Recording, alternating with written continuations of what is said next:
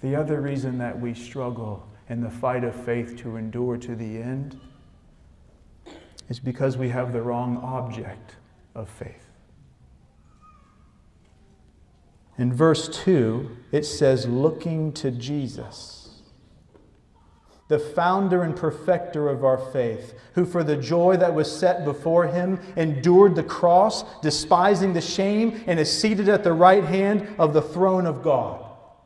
A huge mistake we all make in the fight of faith in this race that we are all in is looking at others around us.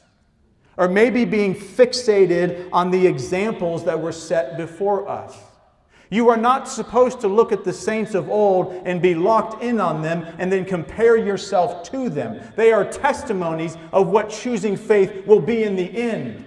But you're not to stay fixated upon them. But often we read testimonies of old, or we look at brothers and sisters around us, and we say, my faith is weak, not like theirs, and we become discouraged. One of the problems is the object of our faith.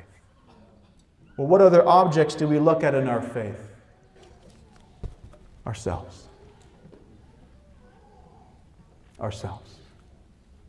What do you mean by that?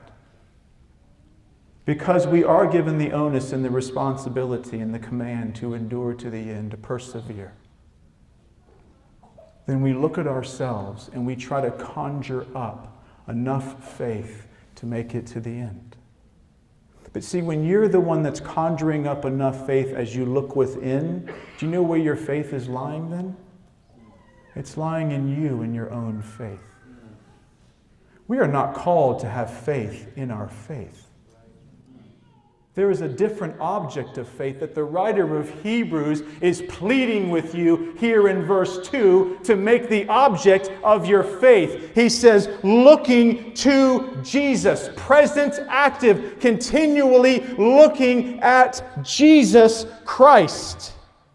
If we're going to persevere to the end, we all must be constantly, continually, and pointedly looking at Jesus Christ and removing anything from our lives that distracts this view right here or keeps us from it. He has gone before us as a forerunner. He was perfect in faith. It says, for the joy that was set before him, he endured the cross. He's the perfect example and object of faith. One greater than Moses has come. One greater than Abraham has come. Do not fix your gaze upon Abraham, upon Moses, upon David, or upon saints around you, or upon yourself. Fix your gaze upon Jesus Christ, the author and perfecter of our faith.